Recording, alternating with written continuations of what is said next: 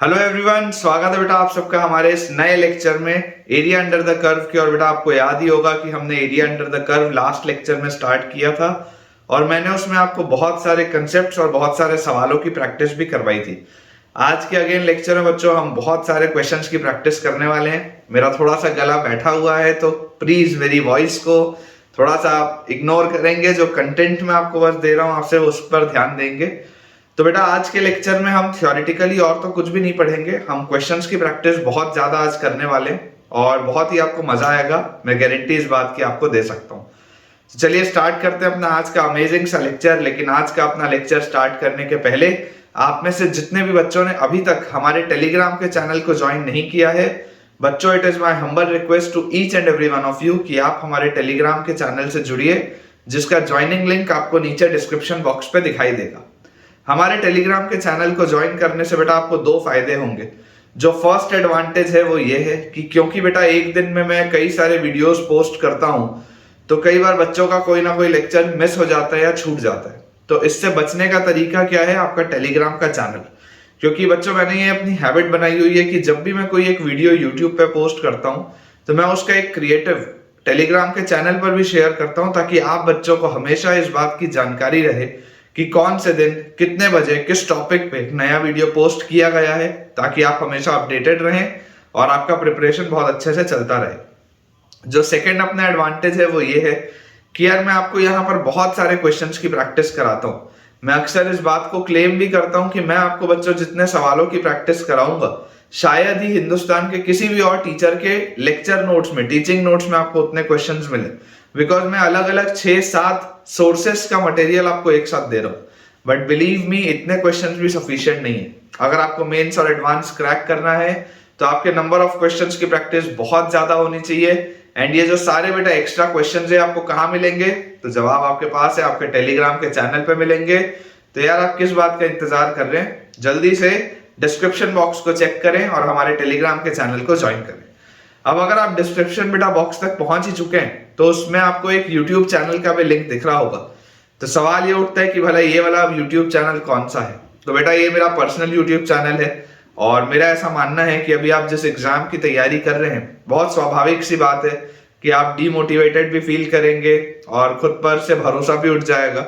लेकिन इन तमाम परिस्थितियों से आपको वापस बाहर निकालने के लिए और आपको मोटिवेट करने के लिए और आपको वापस एक पॉजिटिव माइंडसेट में लाने के लिए ही वो वाला यूट्यूब चैनल है, जिसमें मेरा हमेशा प्रयास रहेगा कि मैं आपके लिए ऐसा कंटेंट डालूं जो आपको इंस्पायर करे, जो आपको चार्ज अप करे, जो आपकी पूरी एनर्जी लेवल को इंक्रीज करके रखे। तो आप अगर चाहें तो उस यूट्यूब चैनल को भी एक बार विजिट करके देखें और अगर आपको फायदा होता हो तो उसे भी आप ज्वाइन कर लीजिए। चलिए बेटा स्टार्ट करते हैं अपना आज का लेक्चर। और अगर आपको मेरे पढ़ाने से थोड़ा सा भी फायदा हो रहा है तो जल्दी से इस वीडियो को लाइक कर दीजिए। हमने बेटा बहुत सारे क्वेश्चंस देखे थे लास्ट लेक्चर में। अगेन सवालों से ही हम स्टार्ट करेंगे। तो आज के लेक्चर का जो फर्स्ट क्वेश्चन अपने पास लिखा है उसमें दिया हुआ है कि find the area of the region, find the area of the region, find the area of the region, find the area of the region bounded by the parabola, bounded by the parabola, find the area of the region bounded by the parabola y square equal to 4x, bounded by the parabola y square equal to 4x, and a normal drawn to it, and a normal drawn to it, and a normal drawn to it, and a normal drawn to it with gradient -1, with gradient -1, and a normal drawn to it with gradient -1। ठीक है, ये अपने पास बच्चों सवाल है। आपको बोला जा रहा है area of the region bounded by the parabola y square equal to 4x। अब ये वाला जो पैराबोला होगा ये किस तरीके से बनेगा मैं आपको बता देता हूं। देखिए अगर ये हमारा कार्टेशियन प्लेन है तो आप सब जानते हैं y square equal to 4x मतलब x हमेशा पॉजिटिव होना चाहिए, y पॉजिटिव नेगेटिव कुछ भी हो सकता है। इस तरीके का हमारे पास एक पैराबोला इसका बनेगा। इस पैटर्न का बच्चों हमारे पास पैराबोला बनेगा y square equal to 4x। अब जैसे ये हमारे पास पैराबोला बन गया, हमें यहाँ पर बोला जा रहा है and a normal drawn to it with a gradient -1। अब इस पर मान लीजिए आपने कोई एक नॉर्मल ड्रॉ किया जिसका कि ग्रेडियंट -1 है, ठीक है। ये इस पे आपने नॉर्मल डाला है किसी पॉइंट x1 y1 पे, किसी पॉइंट x1 y1 पे आपने इस पे नॉर्मल डाला है।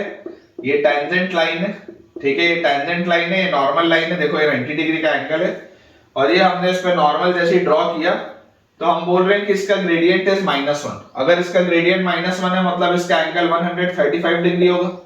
स्लोप इसका -1 दिया हुआ है, ग्रेडियंट मतलब स्लोप होता है।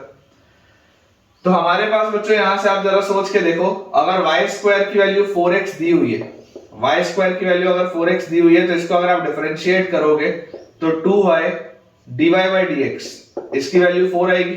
2y dy by dx की वैल्यू 4 आएगी। या हम बोल सकते हैं dy by dx की वैल्यू क्या आएगी, dy by dx की वैल्यू हमारे पास आ जाएगी 2/y। और अगर आप इसको निकालोगे एट x1 y1 तो x1 y1 पर इसकी वैल्यू आ जाएगी 2/y1, ठीक है।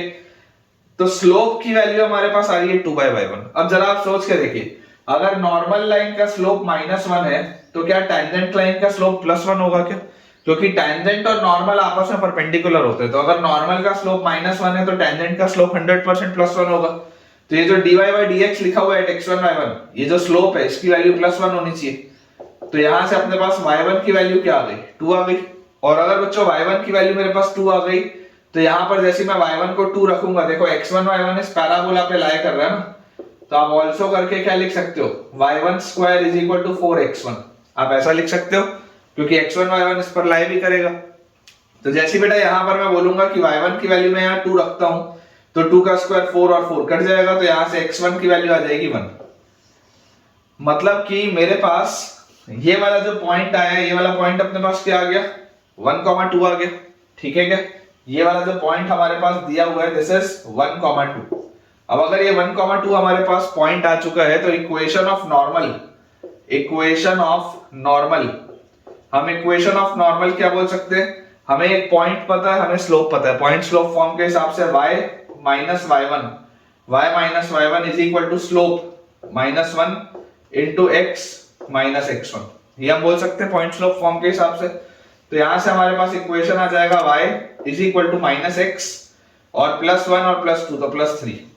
ये आ गया अपने पास इक्वेशन स्ट्रेट लाइन का, ये स्ट्रेट लाइन का इक्वेशन आ गया। अब मुझे देखो अगर एरिया निकालना है तो एरिया निकालने के लिए मुझे बेसिकली बोला जा रहा है area of the region bounded by the parabola and a normal drawn to it with gradient -1। मतलब आपको ये वाला एरिया बताना है, हमको बेटा इसमें ये वाला एरिया बताना है, ठीक है। नॉर्मल लाइन, ये नॉर्मल लाइन और इस पैराबोला के बीच में क्या एरिया होगा आपको ये बेसिकली इसमें बताना है। तो मैं आपको बोलता हूं कि ये एरिया निकालने के लिए ना मुझे ये वाला पॉइंट पता होना जरूरी है, मुझे ये वाला पॉइंट पता होना बहुत जरूरी है। तो मैं अपन क्या करते हैं, अपन बेटा ऐसा करते हैं, इस स्ट्रेट लाइन को इस कर्व के साथ सॉल्व करो। इस स्ट्रेट लाइन को अगर आप इस कर्व के साथ सॉल्व करोगे तो आपको दूसरा पॉइंट मिल जाएगा। जैसे कि देखो मैं आपको क्या बोल रहा हूं कि y की वैल्यू है -x + 3, तो आप यहां लिख लो -x + 3 का square is equal to 4x। इसको ओपन अप करेंगे तो x² -6x + 9 is equal to 4x, या x² -10x + 9 is equal to 0। तो यहां से अपने पास आ जाएगा x - 9 × x - 1 is equal to 0। तो x की वैल्यू आ जाएगी 9, x की वैल्यू आ जाएगी 1। और अगर x की वैल्यू 9 और 1 आई तो बेटा जैसे ही आप यहां पर रखोगे तो y की वैल्यू आपके पास आ जाएगी -9 + 3 इज -6 और 3 - 1 इज 2, ये अपने पास आ जाता है। तो देख लो एक पॉइंट तो वही आ रहा है 1,2, ये 1,2, और दूसरा पॉइंट क्या आ रहा है 9, -6। दूसरा पॉइंट हमारे पास आ जा रहा है 9, -6, ये अपने पास आ गए 2 पॉइंट्स। अब अगर बच्चों मुझे इसका एरिया निकालना है तो एरिया निकालने के लिए एक तरीका तो है कि आप बेटा यहां पर वर्टिकल स्ट्रिप माने और सॉल्व करें, लेकिन वर्टिकल स्ट्रिप में अपर कर्व और लोअर कर्व में आपको प्रॉब्लम आएगी, मजा नहीं आएगा सॉल्व करने में। तो मैं आपको बोलता हूं आप हॉरिजॉन्टल स्ट्रिप मानो, आप इस तरीके से एक हॉरिजॉन्टल स्ट्रिप ले लो, देखो जिसको मैं डार्क कर रहा हूं, ठीक है। ये वाली अगर मैं हॉरिजॉन्टल स्ट्रिप मानूं तो बेसिकली आप अपनी नोटबुक को ऐसे घुमा के देखो, है ना। आप बेटा अपनी नोटबुक को इस तरीके से रोटेट करो, और रोटेट करने के बाद अगर आप इसको देखोगे यहां से, तो यहां से देखने पर आपको दिखेगा कि ये वाली जो स्ट्रेट लाइन है, ये वाली स्ट्रेट लाइन आपके लिए अपर कर्व है ना। This straight line is your upper curve, and ये वाला जो पैराबोला है ये आपका लोअर कर्व है। This parabola is your lower curve. और आप इसको इंटीग्रेट कहां से कहां करोगे तो आप ये देखोगे कि y का मूवमेंट कहां से कहां है। तो y का मूवमेंट आपको दिखाई देता है, y का मूवमेंट है -6 से लेकर 2 तक। y का मूवमेंट हमारे पास है बिटवीन -6 एंड 2। तो अगर मैं ये अपर वाले कर्व में से, ये पूरे अपर वाले कर्व में से अगर मैं ये लोअर वाले कर्व को माइनस कर दूं तो क्या मेरे पास आंसर आ जाएगा? जवाब बिल्कुल आ जाएगा। आप अपनी कॉपी ऐसे घुमा के देखिए। तो आपके पास ये अपर वाला जो कर्व है, अपर वाला कर्व क्या है?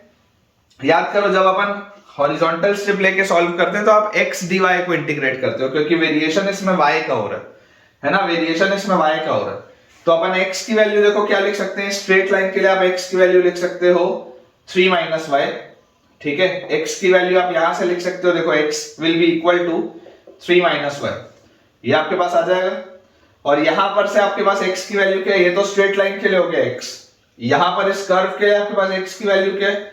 तो देखो कर्व आपके पास ये था y² = 4x, तो इसमें x की वैल्यू आ जाएगी y²/4, तो -y²/4, ठीक है।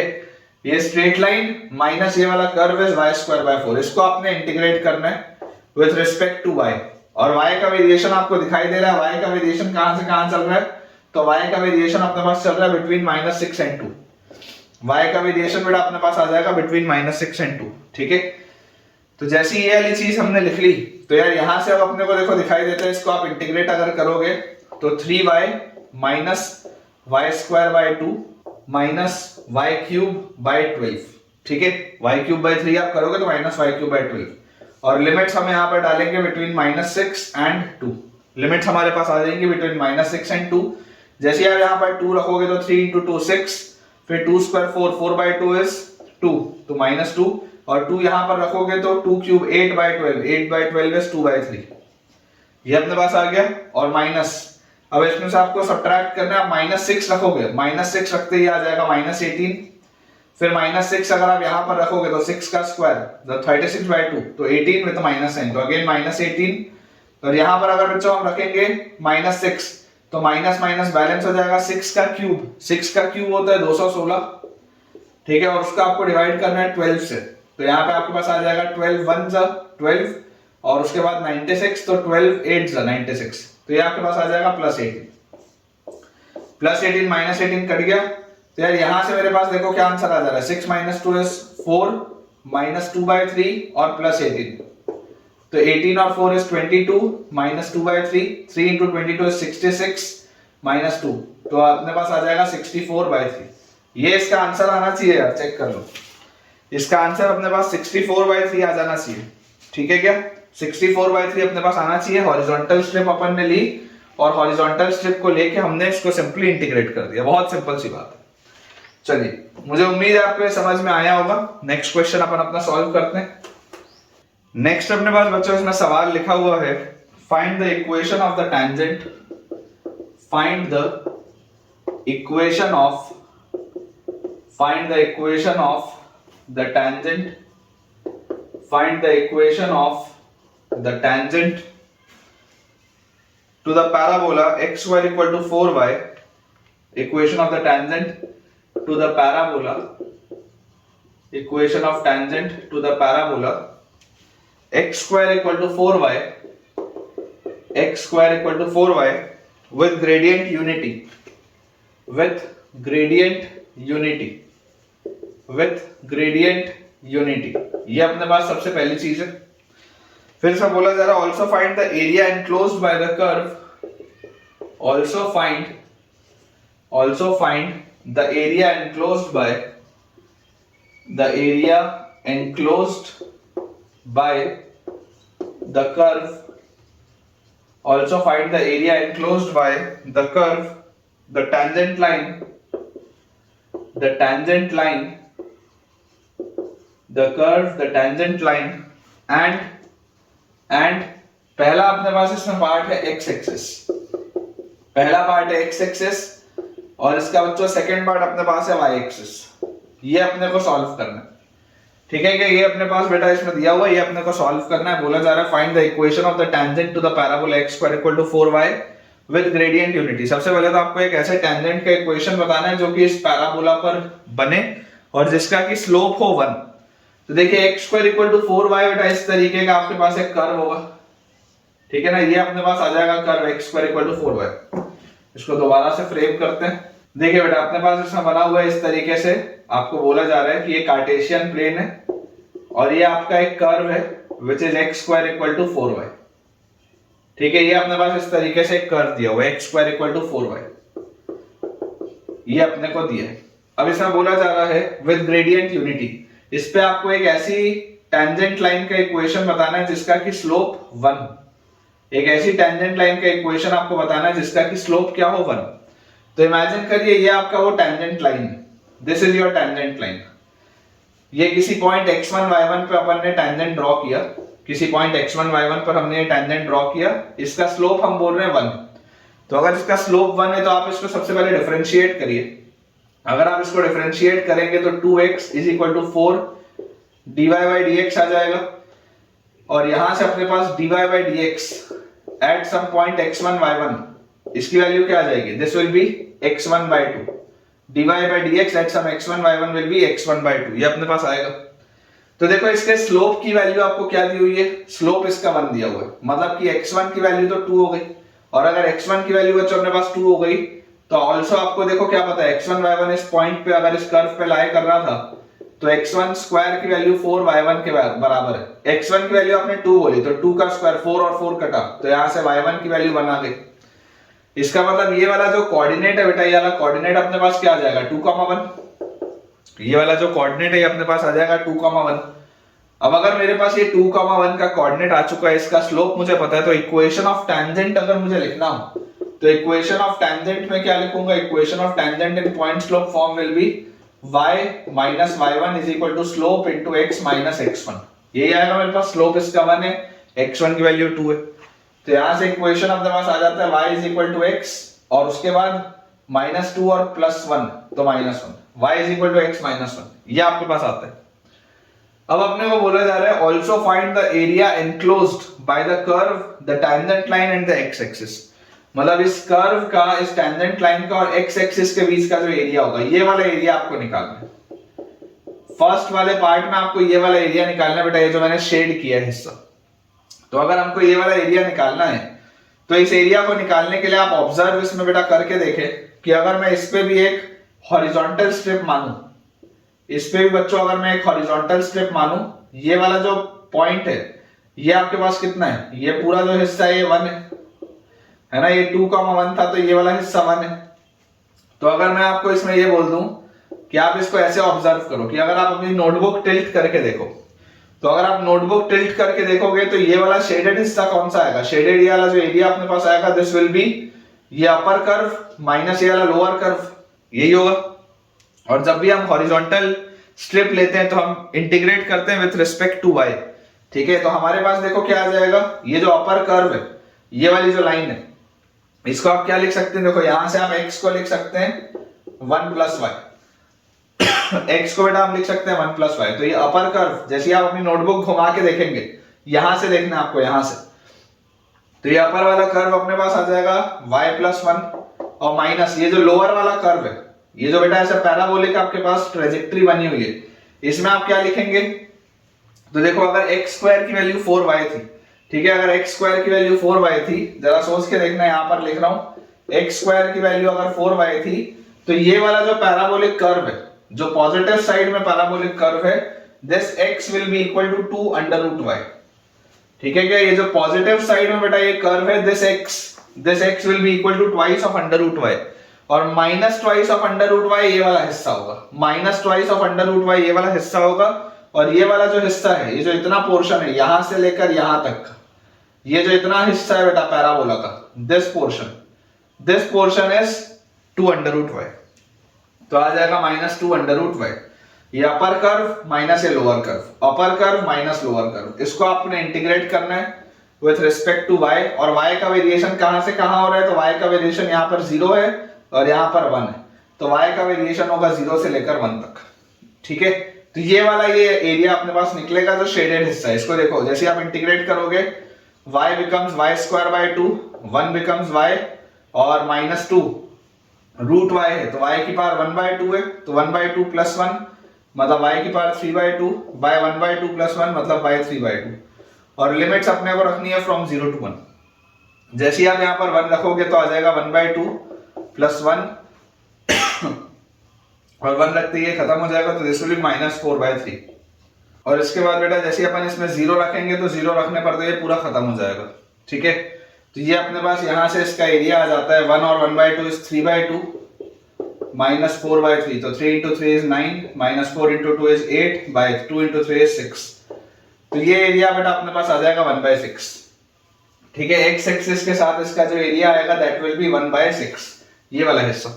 अब उसके बाद बोल रहा है कि y एक्सिस के साथ अगर अपने को लेना है enclose between the curve, tangent line and the y axis, तो अब आपके पास जो सेकंड पार्ट में एरिया बोल रहा है वो कौन सा एरिया बोल रहा है, ये वाला पूरा एरिया, ये वाला पूरा एरिया आपको बोल रहा है, ये पूरा एरिया, ये इतना हिस्सा है जो कर्व, y एक्सिस और टेंजेंट लाइन, ये जो बेटा आपके पास y एक्सिस है, ये वाला कर्व है और ये वाली टेंजेंट लाइन है, ये पूरा एरिया आपको बोल रहा है। तो बेसिकली ये ऊपर वाला तो अपन ने 1/6 निकाल ही लिया, इसमें हमको सिर्फ ये वाले ट्राइंगल का एरिया ऐड करना बचा है।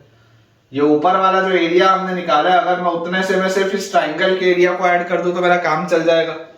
तो आप बेटा इस बात को देखिए, ध्यान से समझने की कोशिश करिए कि आपके पास ये स्ट्रेट लाइन है x = 1 + y। तो जब x की वैल्यू 0 होगी तो x की वैल्यू 0 कब होगी, when y will be equal to -1। तो यहां पर आपके पास आ गया दिस विल बी 0, -1। और y की वैल्यू 0 कब होगी, y की वैल्यू 0 होगी जब x will be equal to 1, तो दिस विल बी 1, 0। तो आप देख सकते हैं कि ये जो राइट एंगल ट्राइंगल आपके पास बना हुआ है, इस राइट एंगल ट्राइंगल में ये भी 1 है और ये भी 1 है, तो इसका एरिया क्या आ जाएगा, इस ट्राइंगल का एरिया आ जाएगा हाफ इंटू बेस भी 1 है, हाइट भी 1 है, तो इसका एरिया आ जाएगा आपके पास हाफ। तो ये जो y एक्सिस के साथ एरिया बनेगा, इस y एक्सिस के साथ वाले एरिया में बेसिकली 1/6 तो पहले से रहेगा ही, और 1/6 में ये वाला हाफ ऐड हो जाएगा, तो y एक्सिस के साथ एरिया बनेगा 1/6 प्लस हाफ।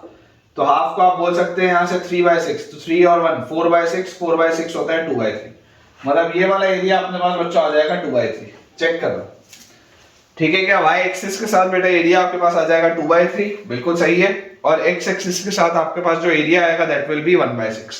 इंपॉर्टेंट चीज इसमें ये थी कि y + 1 में से आपको ये 2√y सब्ट्रैक्ट करना है, अपर कर्व माइनस लोअर कर्व, ये इंपॉर्टेंट था।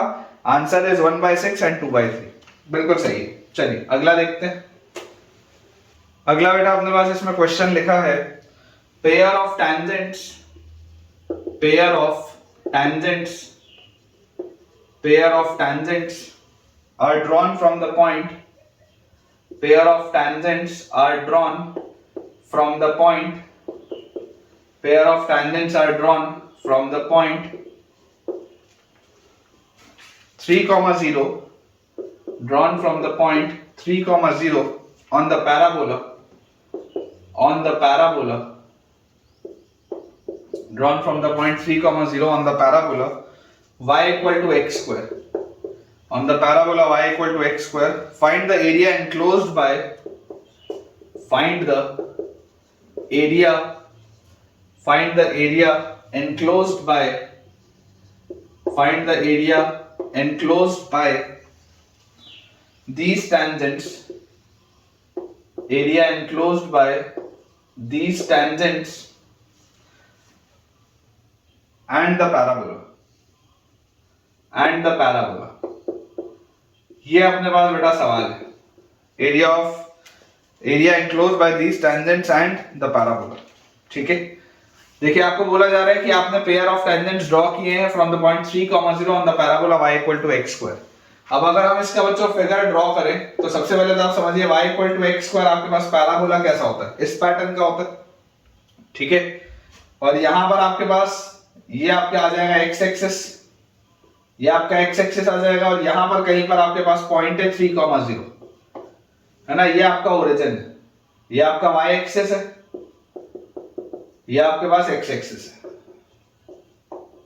ठीक है, अब हमको बेटा बोला जा रहा है कि हमने यहां पर पेयर ऑफ टेंजेंट्स ड्रॉ किए, हमें यहां पर बोला जा रहा है कि हमने पेयर ऑफ टेंजेंट्स इस तरीके से ड्रॉ किए, है ना, ये एक टेंजेंट तो यहां पर आपको दिखाई देता है और दूसरा टेंजेंट क्लियरली आपको दिख रहा है कि दूसरा टेंजेंट तो x एक्सिस ही होगा, एक टेंजेंट यहां पर होगा और दूसरा टेंजेंट तो x एक्सिस ही होगा, क्योंकि यही वाली लाइन इसको टच करके जा रही है।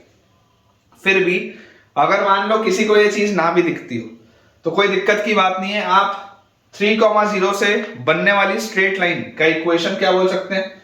स्ट्रेट लाइन का इक्वेशन आप बोल सकते हैं 3,0 से y minus y1 is equal to slope m, आप मान लो slope m into x minus x1। तो x माइनस x1 जैसे आप बोलोगे तो अपने पास यहाँ पे आ जाएगा x माइनस 3। तो यहां से आ गया y is equal to mx minus 3m। ठीक है, y is equal to mx minus 3m, ये चीज अपने पास आ गई। अब जैसी बच्चों अपने पास आ गई स्ट्रेट लाइन का equation y is equal to mx minus 3m। तो अगर आप चाहते हैं कि ये वाली स्ट्रेट लाइन, अगर बेटा आप चाहते हैं कि ये वाली स्ट्रेट लाइन इस पर टेंजेंट का काम करे, अगर आप चाहते हैं कि ये वाली स्ट्रेट लाइन इस पर टेंजेंट का काम करे y equal to x square पे, तो बहुत ऑब्वियस सी बात है, हमने ये वाली चीज ऑलरेडी पढ़ी हुई है कि आप इन दोनों को जब सॉल्व करोगे तो जो क्वाड्रेटिक बनेगा उसके रूट्स क्या होने चाहिए? उसका डिस्क्रिमिनेंट 0 के बराबर होना चाहिए, उसके रूट्स इक्वल होने चाहिए। तो आप इन दोनों को अगर सॉल्व करोगे तो mx minus 3m is equal to x square आ जाएगा। mx minus 3m is equal to x square, या आप बोल सकते हैं x square minus mx plus 3m is equal to 0। तो इस क्वाड्रेटिक के जो रूट्स होंगे x1 x2 वो सेम होंगे, है ना। यही कंडीशन है टेंजेंसी की, this is the condition of tangency, है ना। This is the condition of tangency, tangency के लिए आपके पास कंडीशन होगी। तो जैसे आप b इक्वल टू 0 करोगे तो b square minus 4ac, b square minus 4ac is equal to 0। तो m स्क्वायर की वैल्यू आ जाएगी 12m, तो m की वैल्यू आ जाएगी 0 या m की वैल्यू आ जाएगी 12। अब m इक्वल टू 0 मतलब यही वाली स्ट्रेट लाइन है जिसका स्लोप 0 है। तो एक तो देखो वही स्ट्रेट लाइन आ रही है जो मैंने आपको बोला भी था, m की वैल्यू 0 करते ही y इक्वल टू 0 आ जाएगा। और m की वैल्यू अगर आप 12 करोगे तो m की वैल्यू 12 करते ही इक्वेशन क्या आ जाएगा? y is equal to 12x minus 36। m की वैल्यू बच्चों अगर आप 12 रखोगे तो y is equal to 12x minus 36, ये अपने पास चीज आ जाएगी। तो this line is y is equal to 12x minus 36, ये वो स्ट्रेट लाइन। और ये वाली स्ट्रेट लाइन आपके पास है y equal to 0 which is your x axis. अब हमें इसमें बच्चों बोला जा रहा है find the area enclosed by these tangents and the parabola. Area enclosed by these tangents and the parabola मतलब आपको ये वाला एरिया बताना है, आपको बेटा ये वाला एरिया बताना है, area enclosed by these tangents and the parabola. Basically ये लाइन आपकी वर्टिकल लाइन नहीं है, अगर आप चाहें तो इसको थोड़ा और बेटर बना सकते हैं। इसको आप ऐसे बना लो 3,0 आप यहां पर कहीं पर ले लो और ऐसे टिल्टेड लाइन आप बना लो इस तरीके से, ठीक है। इस तरीके से बनाओगे तो आपको ज्यादा बेटर फील आएगी, अदरवाइज वो आपको वर्टिकल लाइन दिख रही थी, है ना। इसको आप ऐसा लिख लो। तो अगर ये चीज हमने यहाँ पर लिखी है तो आपको ये वाला एरिया इसमें बताना है। अब अगर बच्चों मुझे ये वाला एरिया इसका बताना है तो इस एरिया को बताने का बहुत सिंपल सा तरीका क्या है, जैसा मैंने अभी आपको पिछले वाले में बताया था। आप तो ऐसा करो कि अपनी नोटबुक को घुमा के देखो, आप नोटबुक को घुमा के देखो, आप यहां पर ले लो एक हॉरिजॉन्टल स्ट्रिप। जैसे ही आप एक हॉरिजॉन्टल स्ट्रिप लेके आगे बढ़ोगे तो ये वाला जो कर्व है, ये जो स्ट्रेट लाइन है, ये आपके पास अपर कर्व हो जाएगा, और ये जो नीचे वाला पैराबोलिक कर्व है आपके पास लोअर कर्व हो जाएगा, ठीक है। और आपने इसको इंटीग्रेट करना है विथ रिस्पेक्ट टू y, तो उसके लिए अपने को ये वाला पॉइंट पता होना जरूरी है। तो आप ऐसा करो, इस स्ट्रेट लाइन को y equal to x square के साथ सॉल्व करो। जब आप इस स्ट्रेट लाइन को y equal to x square के साथ सॉल्व करोगे तो देखो पॉइंट क्या आता है। तो अपने पास लिखा हुआ है x square is equal to y equal to x square था ना, इसके साथ अगर मैं सॉल्व करूंगा तो x square is equal to 12x minus 36, तो x square minus 12x plus 36 is equal to 0। ये बेसिकली x माइनस 6 का whole square is equal to 0 लिखा हुआ है, तो x की वैल्यू आ जाएगी 6। और अगर x की वैल्यू आपके पास यहाँ पर 6 आ जाएगी तो x की वैल्यू 6 रखते ही 12 इंटू 6 या y equal to x square है ना, तो x की वैल्यू 6 रखते हैं 6,36, ये अपने पास आ गया। अब ये वाला पॉइंट आपके पास है तो आप इसका एरिया देखो क्या होगा, इसका एरिया विल बी ये वाली लाइन। आप इंटीग्रल क्या बोलते हो, जब आप हॉरिजॉन्टल स्ट्रिप लेते हो तो आप इंटीग्रल x dy बोलते हो, क्योंकि आपका variation with respect to y। तो x dy अगर आपको बोलना है तो ये वाली जो लाइन है, इस लाइन में आप x को क्या बोलोगे, x will be y plus 36 by 12, यही आप बोलोगे इसको, y प्लस 36 बाय 12। और ये अगर हमने बेटा इसमें बोल दिया y प्लस 36 अपॉन 12, ये आपके पास क्या आ गया, अपर कर्व। और लोअर कर्व आपके पास क्या है, लोअर कर्व ये वाला है। तो लोअर कर्व आपके पास अगेन अगर आपको x लिखना हो तो ये y equal to x square था, तो this will be x is equal to root y। x की वैल्यू क्या आएगी, रूट y आएगी इतने हिस्से में, और ये वाले हिस्से में x की वैल्यू क्या आएगी, माइनस रूट y आएगी। ये वाले हिस्से में x की वैल्यू माइनस रूट y आएगी, ये वाले हिस्से में x की वैल्यू रूट y आएगी। तो x को आप क्या बोल सकते हो, रूट y। तो minus lower curve is root y, ठीक है। और इसको आपने इंटीग्रेट करना है विद रिस्पेक्ट टू y, और इसकी जो लिमिट्स होंगी, लिमिट्स आपके पास कहां से आएंगी, y का वेरिएशन है फ्रॉम 0 टू 36, y का वेरिएशन हमारे पास आ जाएगा फ्रॉम 0 टू 36, ये 36। ये अपर कर्व था, तो अपर कर्व के अंदर ये पूरा एरिया था, माइनस लोअर कर्व, तो ये वाला पूरा हिस्सा कट गया, तो ये बचा हुआ हिस्सा आपके पास निकलेगा। तो बस इसको अपने को बेटा सॉल्व करना है। तो देखो जैसे आप y/12 करोगे तो y/12 तो आपके पास आ जाएगा y² और y24, फिर 36/12 तो 3 होता है, तो प्लस 3y, और उसके बाद यहां पर लिखा हुआ है माइनस y की पावर 1/2, तो माइनस y की पावर 1/2 प्लस 1 मतलब 3/2/3/2, और लिमिट हमारे पास इसका आ जाएगा बिटवीन 0 टू 36, लिमिट हमारे पास इसका आ जाएगा बिटवीन 0 टू 36। तो इसको बेटा अगर हम सॉल्व कर लें तो यहां से बेटा देखो आप जैसे इसमें रखोगे तो 36 का square divided by 24 plus 36 into 3 और माइनस 36 की पावर 3/2, 36 की पावर 3/2 अपॉन 3/2, और फिर माइनस जब आप इसमें 0 रखोगे तब तो पूरा का पूरा खत्म हो जाएगा, तो उसको लिखने की जरूरत नहीं। तो यहां से बेटा देखो इसको अगर आपको सॉल्व करना है तो 12 2 12, 3 और 2 और 36 में 18, तो ये आ गया 54 प्लस 36 इंटू 3 इज 108, और ये 3/2 नीचे ऊपर आएगा तो माइनस 2/3 और 36 की पावर 3/2, तो बेटा 36 की पावर 1/2 अपने पास होता है 6, और 6 का क्यूब 216, ये लिखा हुआ है। 3 को इससे आप काटोगे तो 7 और 2, तो ये लिखा हुआ है 54 प्लस 108 और माइनस 144, तो 108 में 4 जोड़ा तो 112, 112 और 50 162, 162 में से 144 जाएगा, 18 आएगा यार इसका आंसर, देख लो, ठीक है। क्या इसका आंसर बच्चों अपने पास 18 आ जाएगा। आप चाहे तो इसको चेक कर सकते हैं, अच्छा क्वेश्चन है, थोड़ा सा कैलकुलेशन है लेकिन वर्थ इट है बेटा। ऐसे सवाल अगर हम बनाएंगे तो हमारी प्रैक्टिस बहुत अच्छे से हो पाएगी, ठीक है। तो आई होप आपको ये वाला पॉइंट अच्छे से क्लियर हुआ हो। अगला बेटा अपने पास इसमें क्वेश्चन लिखा हुआ है, आप इसमें स्टार लगा लेंगे, अच्छा क्वेश्चन है ये।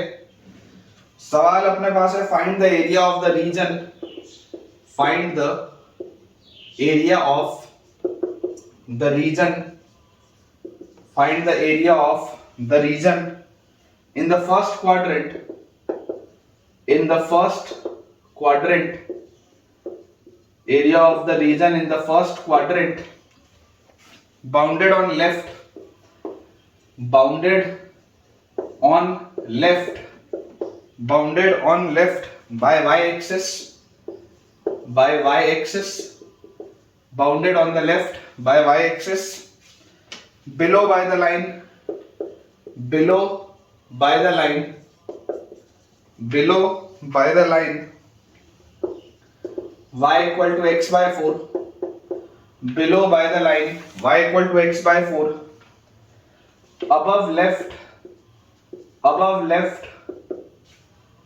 by the curve, above left by the curve, y is equal to 1 plus root x, above left by the curve y is equal to 1 plus root x, and above right, and above right, and above right by the curve, and above right by the curve y is equal to 2 by root x, above right by the curve y is equal to 2 by root x।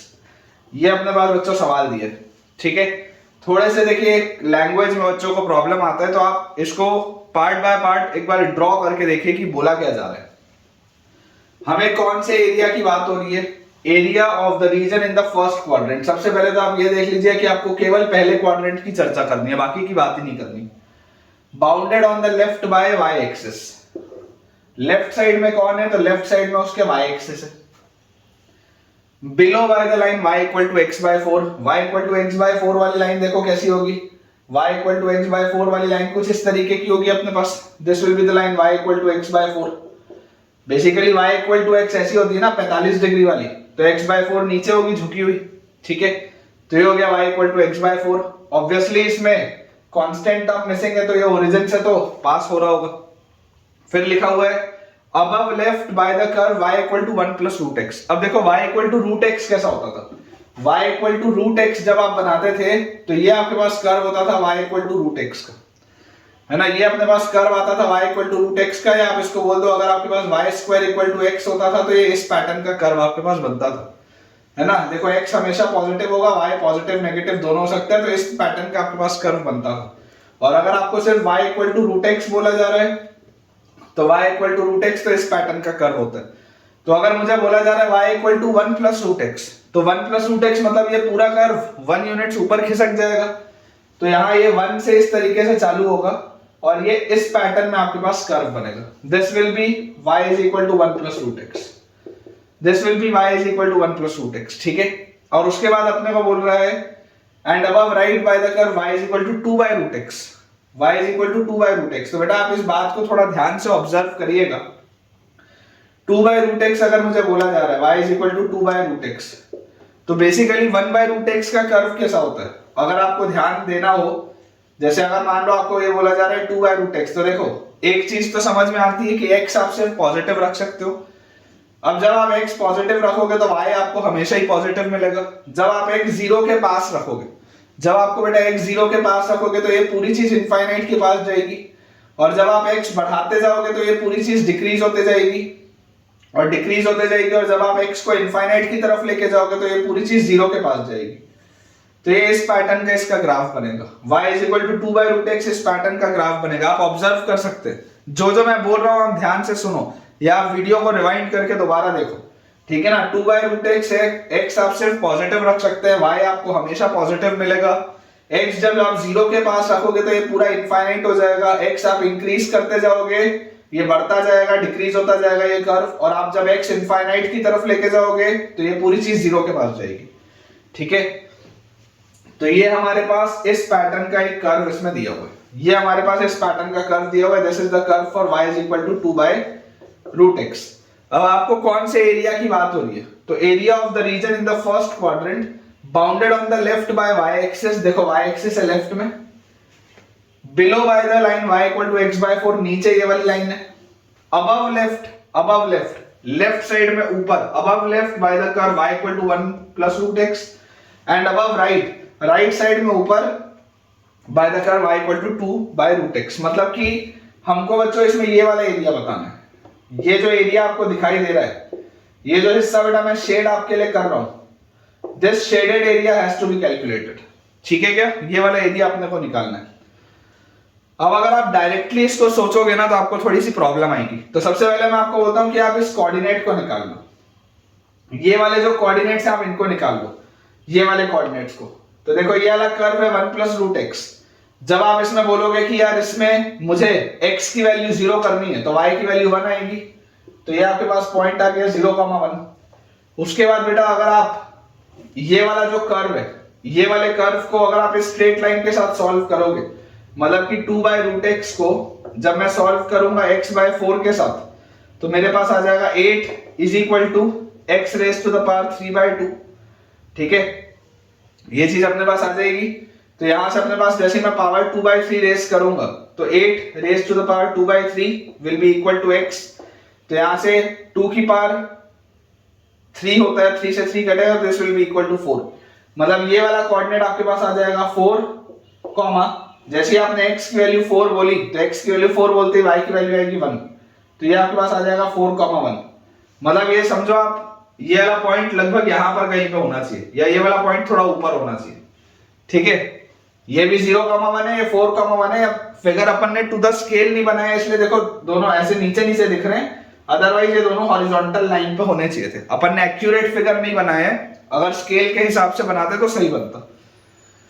और अगर हम ये वाले point की बात करें तो ये वाले पॉइंट के लिए देखो ये वाली लाइन है 1 प्लस रूट एक्स, और ये वाला आपके पास जो बेटा कर्व है this is 2 by root x, ये ठीक है। तो जैसे आप इसको सॉल्व अब करोगे तो सॉल्व करने पर बेटा आपको रूट एक्स से मल्टीप्लाई करोगे तो root x plus x is equal to 2, ये अपने पास आ जाएगा। ठीक है क्या, इसको देखो सॉल्व करते ही अपने पास आ जाएगा root x plus x is equal to 2। Clearly आपको देखो दिखाई दे रहा है कि इसमें x इक्वल टू 1 इसको सेटिस्फाई कर जाएगा। x इक्वल टू 1 रखते ही सेटिस्फाई हो जाएगा, अलग से इसमें सॉल्व करने की ऐसा कोई जरूरत नहीं है। तो x इक्वल टू 1 आ जाएगा। ठीक है, और x इक्वल टू अगर मैं 1 यहाँ पर रखता हूं तो x इक्वल टू 1 रखते ही y की वैल्यू आ जाएगी आपके पास 2। तो ये अपने पास देखो पॉइंट्स इसके निकल के आ चुके हैं। ठीक है क्या, ये वाला पॉइंट आ जाएगा 1,2, ये वाला पॉइंट आ जाएगा 4,1, बिल्कुल सही। अब मैं आपको जो अप्रोच बता रहा हूं बेटा, अप्रोच बहुत इंपॉर्टेंट है, इसको अपन थोड़ा सा क्लियर कर लेते हैं। जो हमने कैलकुलेशन वाला पार्ट किया इसको मैं हटा देता हूं। ठीक है, तो मैं आपको बोलता हूं आप यहां से एक वर्टिकल लाइन नीचे ड्रॉप करो। आप यहां से एक वर्टिकल लाइन नीचे ड्रॉप करो, यहां से आप एक वर्टिकल लाइन नीचे ड्रॉप करो। आप इतना हिस्सा अलग से निकालो और आप इतना हिस्सा अलग से निकालो। देखो ये वाला जो शेडेड एरिया ये आप अलग से कैलकुलेट करो और ये वाला जो शेडेड एरिया आप इसको अलग से कैलकुलेट करो। मतलब मैं आपको ये बोल रहा हूं कि ये आप मान लो एरिया 1 और ये आप मान लो एरिया 2। ये इतना सा जो हिस्सा है इसको आप मान लो एरिया 1 और ये वाला जो हिस्सा है इसको बच्चों आप मान लो एरिया 2। तो एरिया 1 प्लस एरिया 2 मुझे कुल मिला के सॉल्व करना है और इसको मैं बहुत आसानी से वर्टिकल स्ट्रिप में सॉल्व कर सकता हूं, क्योंकि अपर कर्व और लोअर कर्व देखो मुझे साफ साफ दिख रहा है। इसको अगर मैं घुमा के सॉल्व करूंगा तो कठिनाई होगी। हर सवाल में घुमा के नहीं करना है सॉल्व, हर सवाल में हॉरिजॉन्टल स्ट्रिप नहीं लेनी है। आपको देख के एनालाइज करना पड़ेगा कि हॉरिजॉन्टल स्ट्रिप कहां पर लें और वर्टिकल स्ट्रिप कहां पर लें। तो यहां पर मुझे क्लियरली अपर कर्व और लोअर कर्व दिख रहा है, तो मैं आपको बोलूंगा कि आप इसमें एक वर्टिकल स्ट्रिप लीजिए। ठीक है, आप इसमें बच्चों एक वर्टिकल स्ट्रिप लीजिए और वर्टिकल स्ट्रिप लेके आप एरिया 1 निकालिए। तो एरिया 1 आपके पास कितना आ जाएगा, एरिया 1 विल बी, आपने इसको इंटीग्रेट करना है कहां से कहां तक, y dx अपन लिखते हैं। तो अपर कर्व अपने पास क्या है, y की वैल्यू है 1 प्लस रूट एक्स और लोअर कर्व क्या है, y की वैल्यू x बाय 4। तो upper curve minus lower curve dx, क्योंकि वर्टिकल स्ट्रिप लिया है तो x के रिस्पेक्ट में डिफरेंस इंटीग्रेशन होगा और x का वेरिएशन कहां से कहां होगा, तो x का वेरिएशन होगा 0 से लेकर 1 तक। x का वेरिएशन होगा 0 से लेकर 1 तक। तो इसको अगर मैं सॉल्व करूं, इंटीग्रेट करूं तो 1 का इंटीग्रेशन x की पावर 1/2 का मेरे पास आ जाएगा x की पावर 3/2 अपॉन 3/2 और यहां पे अपने पास माइनस x है तो x²/2 तो x²/8 फ्रॉम 0 to 1।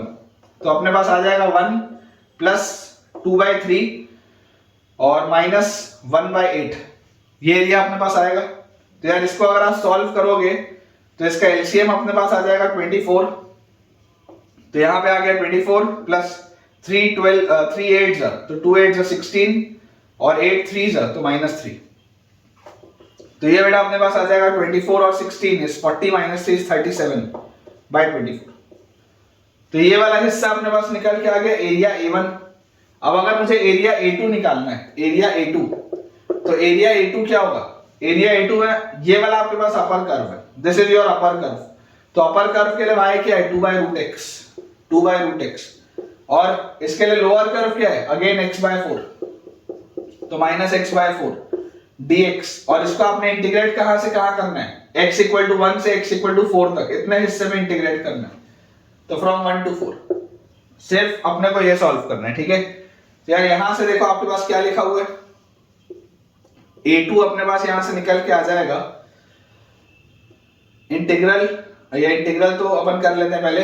ये x की पावर -1/2 लिखा है, ऊपर जाएगा तो x की पावर -1/2 तो -1/2 + 1 तो x की पावर 1/2 अपॉन 1/2 और माइनस यहां पर आ जाएगा x²/8 और फ्रॉम 1 to 4 जैसे आप यहां पर 4 रखोगे तो 4 की पावर 1/2 होता है 2 तो 2 × 2 4 अपॉन हाफ और 4 यहां पर रखोगे तो 4² 16 16/8 इज 2 माइनस 1 अगर रखोगे तो 1 रखते ही ये खत्म, यहां पे 1 आएगा तो 2/2 इज 4 और 1 यहां पर रखते ही -1/8 ये चीज अपने पास आ जाएगी।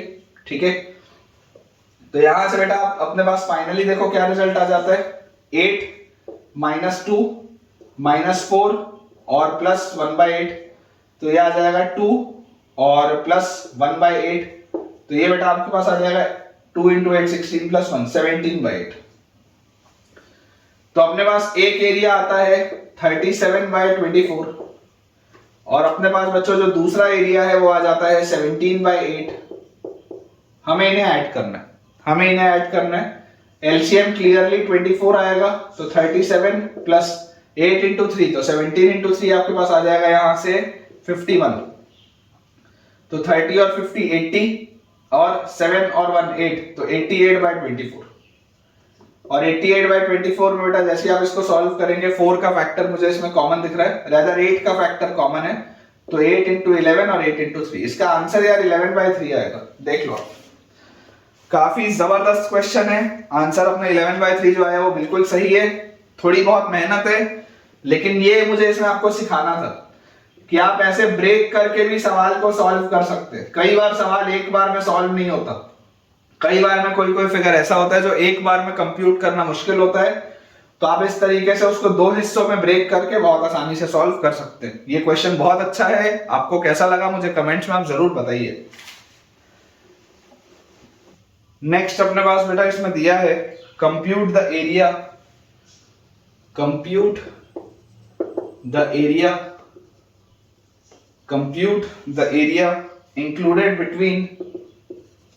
included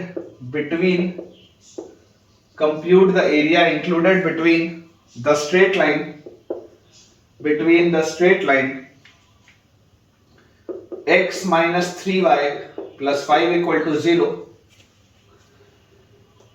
x plus 2y plus 5 equal to 0, and the smaller arc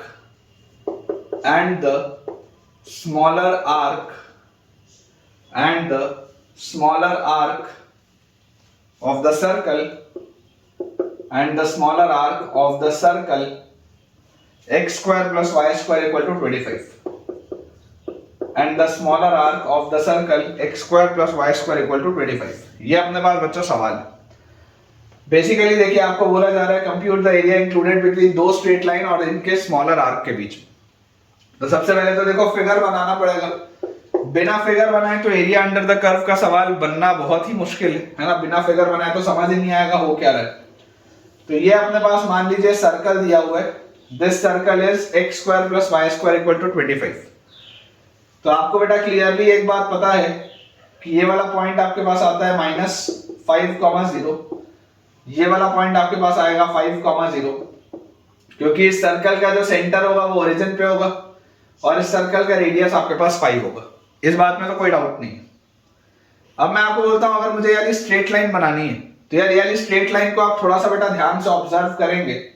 इस स्ट्रेट लाइन को अगर हम ध्यान से ऑब्जर्व करें तो हमको इसमें क्या चीज दिखाई देती है, x minus 3y plus 5 is equal to 0। तो यार यहां पर जब आप y की वैल्यू 0 रखोगे तो y की वैल्यू 0 रखने पर x की वैल्यू आपको क्या मिलेगी, y की वैल्यू 0 रखने पर x की वैल्यू आपको -5 मिलेगी। मतलब ये इस पॉइंट से पास हो रही है। और जब आप x की वैल्यू 0 रखोगे तो x की वैल्यू 0 रखने पर आपके पास y की वैल्यू क्या आएगी, 5/3 आएगी। 5/3 मतलब यहां पर कहीं पर होगा। तो ये ऐसी आपके पास एक स्ट्रेट लाइन है। ये स्ट्रेट लाइन है आपके पास x minus 3y plus 5 is equal to 0। ये आपके पास एक स्ट्रेट लाइन है, ठीक है। सिमिलरली अगली आपके पास लाइन है x plus 2y plus 5 equal to 0। जैसे आप y को 0 रखोगे x की वैल्यू -5 आएगी, मतलब ये वाला पॉइंट है। और जब आप x को 0 रखोगे तो y की वैल्यू आपके पास आ जाएगी -5/2। तो -5/2 मतलब यहां से कहीं से पास होगा। तो ये अपने पास दिया हुआ है। ये अपनी सेकेंड लाइन है x plus 2y plus 5 is equal to 0। x plus 2y plus 5 is equal to 0। अब यार मुझे इसमें बोला जा रहा है कि देखो क्लियरली ये वाला आर्क बड़ा है, साफ साफ दिखाई दे रहा है ये बड़ा आर्क है, ये आपके पास छोटा आर्क है, ठीक है। तो मुझे इसमें बोला जा रहा है find the compute the area included between the straight line and the smaller arc. छोटे आर्क और स्ट्रेट लाइंस के बीच, मतलब आपको ये वाला एरिया इसमें बताना है। देख लो आप, ये बेटा जो मैं आपके लिए शेड कर रहा हूं एरिया, ये एरिया अपने को आइडेंटिफाई करना है ना। This is the area that we need to identify.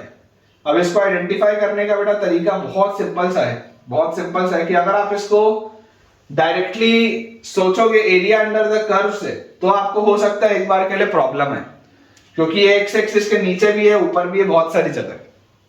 लेकिन मैं आपको बेटा इसका एक बेस्ट टेक्निक बताता हूँ, एकदम बढ़िया सा टेक्निक। आप इमेजिन करो अगर मुझे ये वाला पॉइंट मिल जाए, ये वाला पॉइंट, तो क्या मैं इन दोनों को ज्वाइन कर सकता हूँ क्या? तो जवाब है बिल्कुल हाँ, कर सकते हैं, कोई दिक्कत नहीं। वैसे ही अगर मुझे ये वाला पॉइंट मिल जाए तो क्या मैं इन दोनों को भी ज्वाइन कर सकता हूँ क्या? तो अगेन मुझे जवाब मिलेगा हाँ, बिल्कुल अपन ज्वाइन कर सकते हैं। तो आप देख सकते हैं बेटा इस पूरे सवाल को मैं 3 अलग अलग एरियाज में ब्रेक कर सकता हूं। बेसिकली ये एरिया A1 है, इस ट्राइंगल का एरिया, ये वाला। ये एरिया A2 है, इस नीचे वाले ट्राइंगल का एरिया। और ये एरिया A3 है, इस सेक्टर का एरिया। निकालना आसान है। हम ऐसा करते हैं तो फाइनली हमारा आंसर क्या आएगा? Final answer will B A1 plus A2 plus A3। ये हमारा फाइनल आंसर इसमें होना चाहिए। हम ऐसा करते हैं बेटा, हम सबसे पहले इस स्ट्रेट लाइन को इस सर्कल के साथ सॉल्व करते हैं, देखते हैं कि अपने पास आता क्या है। क्योंकि ये बात तो आपको पता है, उसमें एक पॉइंट तो -5,0 ही आएगा, 2 पॉइंट्स है ना। तो जब आप इस स्ट्रेट लाइन को इस सर्कल के साथ सॉल्व करोगे तो एक पॉइंट तो -5,0 ही आएगा। सॉल्व करके देखते हैं। देखो x की वैल्यू आप क्या रख लो? x की वैल्यू आप रख सकते हो 3y - 5। तो यहां पर अगर मैं रखूंगा तो मेरे पास आ जाएगा 3y - 5 का whole square plus y square is equal to 25। यही आएगा। यहां से x की वैल्यू मेरे पास आएगी 3y - 5, तो 3y - 5 वहां रखूंगा तो 3y - 5 का whole square plus y square will be equal to 25। तो ये अपने पास आ गया 9y स्क्वायर प्लस 25 और 2 × 3 6 × 5, तो -30y plus y square is equal to 25। तो यार ये 25 से 25 तो गया, तो 10y स्क्वायर की वैल्यू अपने पास आ जाती है 30y। 10 और 30 में से ये कट जाएगा तो y स्क्वायर की वैल्यू आ जाती है 3y। तो y की वैल्यू आएगी 0 या y की वैल्यू आएगी 3। अब अगर बेटा y की वैल्यू 0 है तो y की वैल्यू 0 तो यहां पर है, और यहां पर आपके पास है y की वैल्यू 3। तो अगर आप y की वैल्यू 3 रखोगे तो 3 × 3 -9 प्लस 5 तो -4, तो x की वैल्यू आएगी 4। तो यार ये वाला कोऑर्डिनेट आपके पास आ जाएगा 4, 3 निकल जाएगा। y की वैल्यू आप 3 लोगे इसके लिए, क्योंकि y = 0 तो ये दिया हुआ है, तो ये सॉल्व हो गया। सिमिलरली अगर मैं ये वाली बेटा लाइन को इसके साथ सॉल्व करूं सर्कल के साथ, तो यहां से मेरे पास x की वैल्यू क्या आएगी? यहां से मेरे पास x की वैल्यू आएगी -2y - 5, उसको रखते हैं। तो -2y - 5 का whole square plus y square will be equal to 25। तो ये बेटा अपने पास स्क्वायर करने पे देखो माइनस को तो आप बैलेंस कर सकते हो, तो 4y स्क्वायर प्लस 25 प्लस 2 × 2 4 × 5, तो 20y plus y square is equal to 25। 25 से 25 गया, 4y स्क्वायर और y square, 5y square is equal to -20y। 5y square is equal to -20y। 5 से ये -20 कटेगा तो यहाँ पे आएगा -4। तो y की वैल्यू आ जाएगी 0 या y की वैल्यू आ जाएगी -4। तो क्लियरली आपको दिख रहा है कि y = 0 तो आप रिजेक्ट करोगे तो y की वैल्यू आएगी -4। और अगर y की वैल्यू यहाँ पर बच्चों -4 आएगी तो -4 रखते ही 2 × -4 -8 प्लस 5 -3 उधर जाएगा तो +3। तो ये अपने पास क्या आ जाएगा? This coordinate will be 3, -4। तो ये अपने पास देखिए बच्चों अपने कोऑर्डिनेट्स निकल के आ चुके हैं। अब मैं आपको एक सिंपल सी बात बोलता हूं कि यार ये वाला जो ट्राइंगल है A1 वाला जो ट्राइंगल है इसका एरिया क्या होगा? A1 will be equal to half into base into height. तो इसका बेस कितना है? देखो ये 5 यूनिट्स है ना, दिस इज 5 यूनिट्स, तो इसका बेस आ गया 5 और इसकी हाइट कितनी है? इसकी हाइट है 3। इसकी हाइट अपने पास है 3, इसका बेस है अपने पास 5।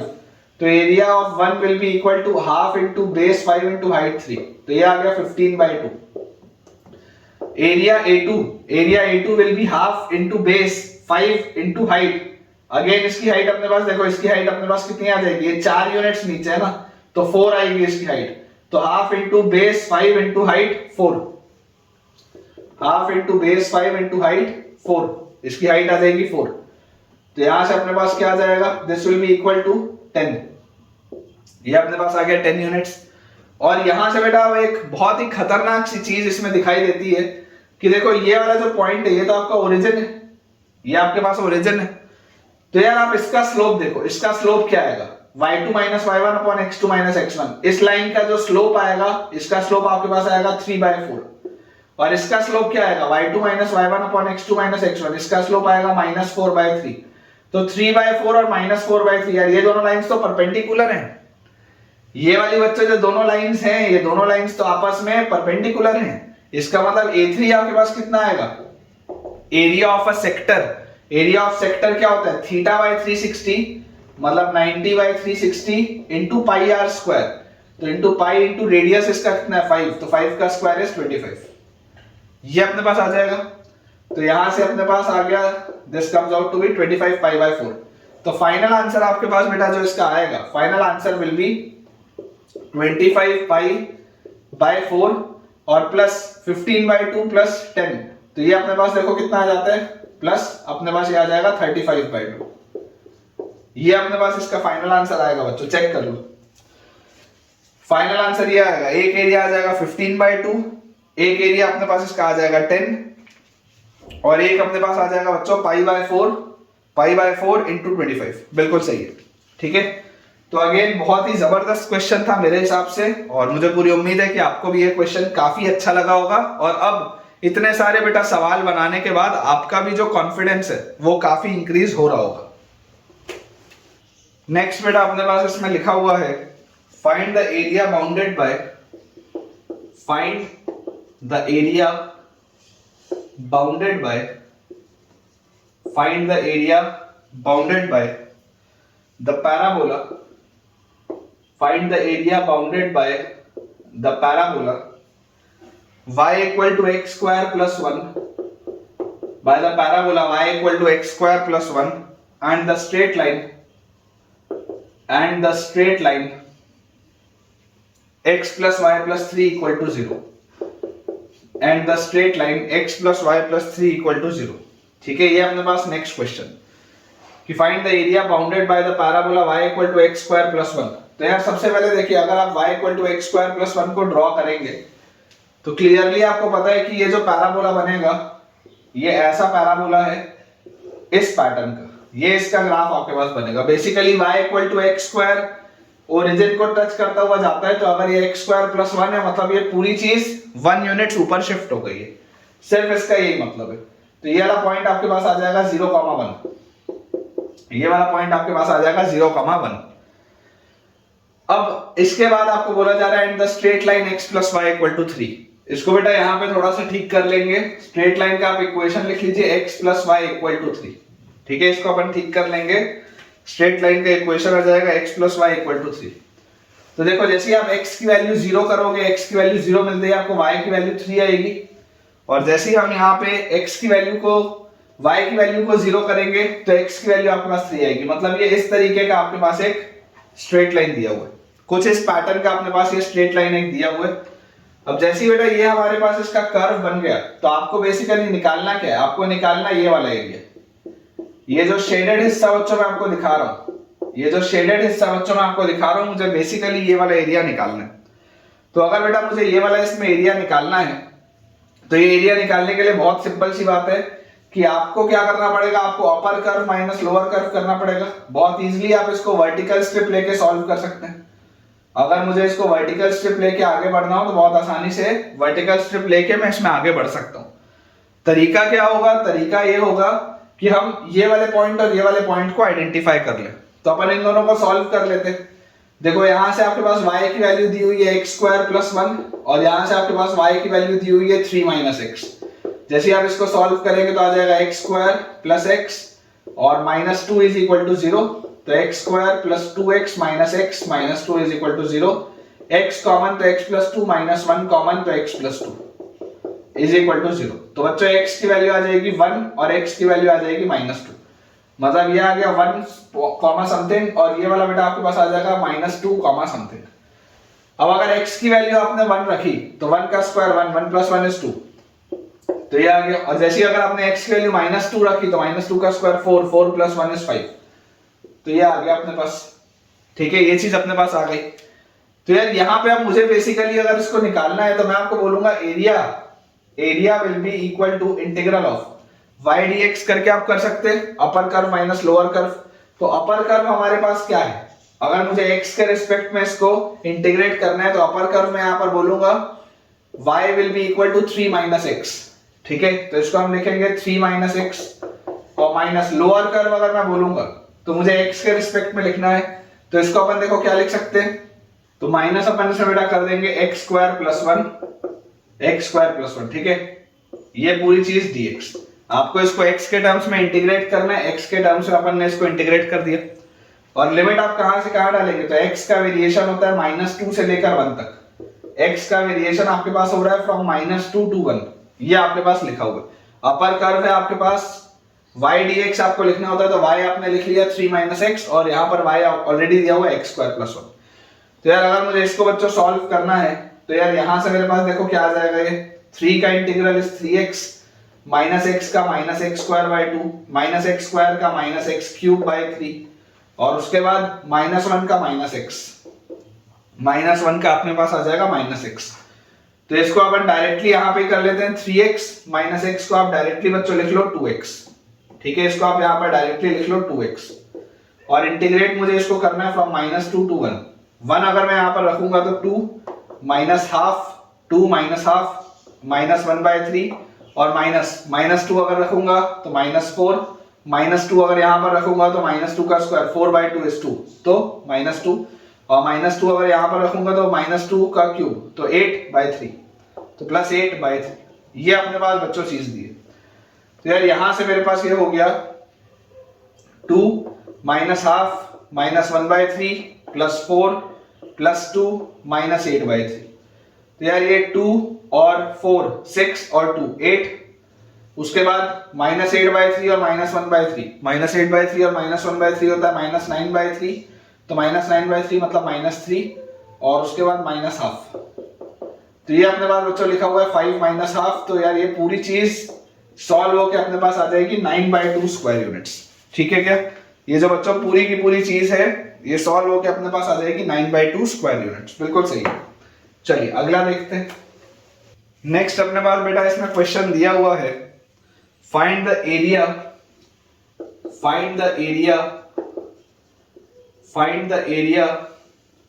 lying above x-axis,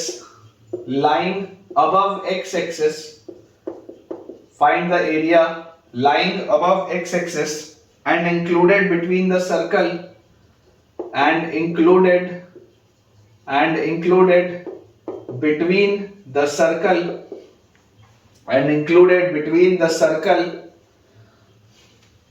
x square plus y square equal to 8x and included between the circle x square plus y square equal to 8x and the parabola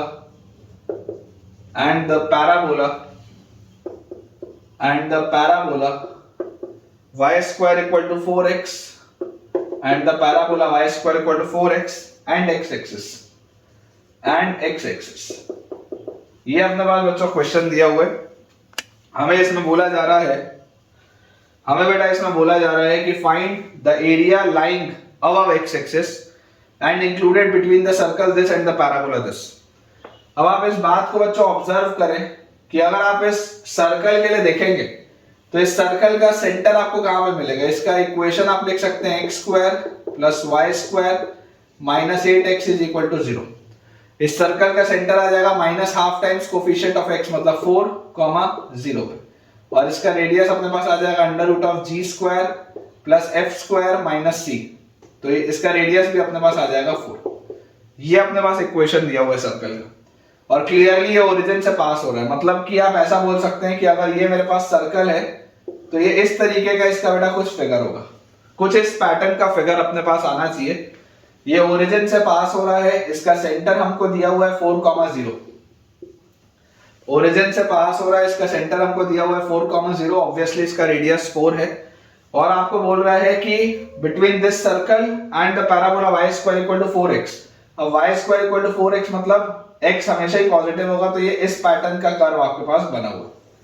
ये बेटा इस पैटर्न का कर्व अपने पास बना हुआ है। ठीक है, इसको अपन थोड़ा सा ठीक कर लेते हैं। इस पैटर्न का अपने पास ये चीज बनी हुई है, हल्का सा बेटा इसको अपन रीस्ट्रक्चर करते हैं। ये कुछ ऐसा, ठीक है, कुछ इस तरीके का आपके पास पैराबोला बना है। मैं ऐसा क्यों बना रहा हूं मैं आपको बताता हूं। ठीक है, इसको अपन थोड़ा सा और अच्छा बना लेते हैं ताकि आपको समझ में आए कि हो क्या रहा है। इस तरीके से बेटा ये अपने पास बना हुआ है, ठीक है। ऐसा कुछ ऐसे पैटर्न में अपने पास बना है। इसको इधर बना लेते हैं और इसको अपन बना लेते हैं ऐसे, ठीक है। ये अपने पास बेटा इसका पैराबोलिक कर्व दिया हुआ है। थोड़ा आप लोग इसको अच्छे से बनाइएगा बेटा, तब आपको समझ में आएगा, ठीक है। मैं तो फ्री हैंड बना रहा हूं, तो फ्री हैंड में तो थोड़ा बहुत हो जाता है मिस्टेक। चलिए, तो ये अपने पास देखिए बना हुआ है, ये पैराबोलिक आपके पास कर्व है, दिस इज y² = 4x, और ये आपके पास सर्कल है which is x² + y² - 8x = 0।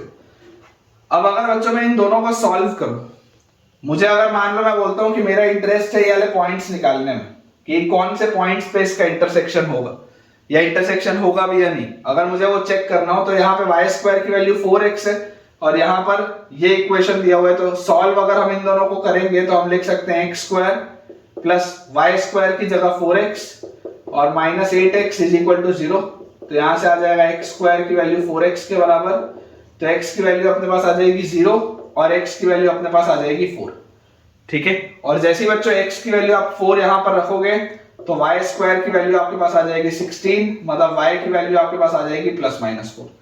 मतलब इसका क्या है बेटा कि ये वाला आपके पास जो पॉइंट आएगा, this will B 4,4 and this will B 4,-4, ये आपके पास आ जाएगा।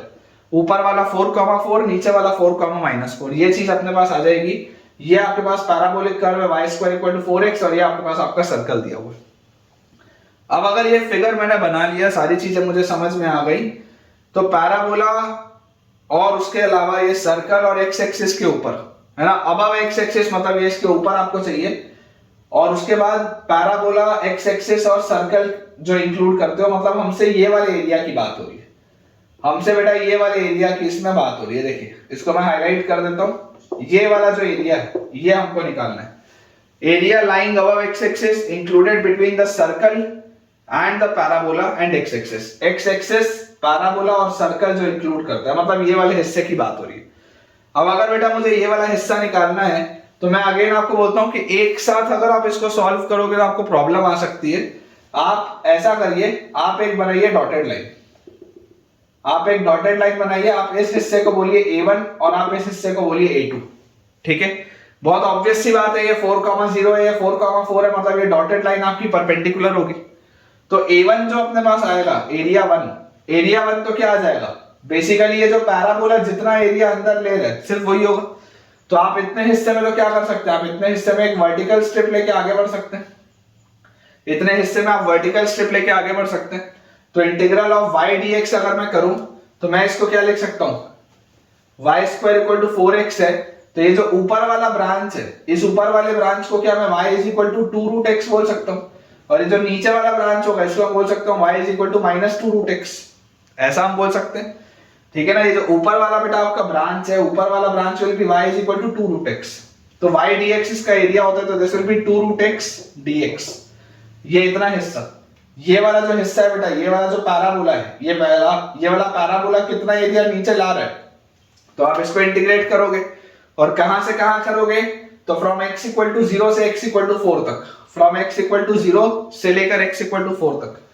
तो यहां पे अपने पास आ जाएगा ट्वाइस ऑफ x की पावर 1/2, तो x की पावर 3/2 अपॉन 3/2 बिटवीन 0 एंड 4, तो ये अपने पास आ जाएगा 2 घूम के ऊपर, तो 4/3, और 4 यहां पर रखूंगा तो 4 को आप लिख सकते हो 2², 2 से 2 कटेगा तो यहां आएगा 8, और 0 रखोगे तो खत्म हो जाएगा पूरा, दिस विल बी 32/3। ये A1 तो आपके पास आ गया 32/3। अब अगर हम चर्चा करें इस A2 की, तो यार ये तो बेसिकली एक सेक्टर का एरिया है, ये जो एक इतना सा हिस्सा है, ये तो एक क्वाड्रेंट है ना, 90 डिग्री का एंगल बन रहा है, सेक्टर का एरिया है। तो A2 आप कैसे लिखोगे, A2 विल बी θ/360, तो θ/360 मतलब 90/360 into πr², क्लास 10 में पढ़ते हैं, θ/360 into π into रेडियस का स्क्वायर, इसका रेडियस क्या है 4, तो 4 का स्क्वायर। तो यहां से अपने पास नीचे आ गया 4 से एक 4 गया, तो A2 अपने पास आ गया 4π। तो जब फाइनल अपने पास इसका आंसर आना चाहिए area, it should be 32/3 plus 4π, ये अपना आंसर आएगा। Final answer will be 32/3 plus 4π। बिल्कुल सही है बेटा, 32/3 plus 4π is the right answer. So ठीक है बेटा, विद दिस हम अपने आज के लेक्चर के एंड पे पहुंच चुके हैं और मुझे पूरी उम्मीद है कि आपको आज का लेक्चर बहुत बढ़िया तरीके से समझ में आया होगा। आज हमने काफी सारे क्वेश्चंस की प्रैक्टिस की है और 100% आपका कॉन्फिडेंस भी आज इंक्रीज हुआ होगा। तो अगर आपको आज का लेक्चर अच्छा लगा है तो जल्दी से इस वीडियो को लाइक करें, चैनल को सब्सक्राइब आपने कर ही लिया होगा और अपने दोस्तों के साथ इस वीडियो को और इस चैनल को रेफर करें ताकि उन सबकी पढ़ाई बहुत बढ़िया तरीके से हो पाए। Thank you.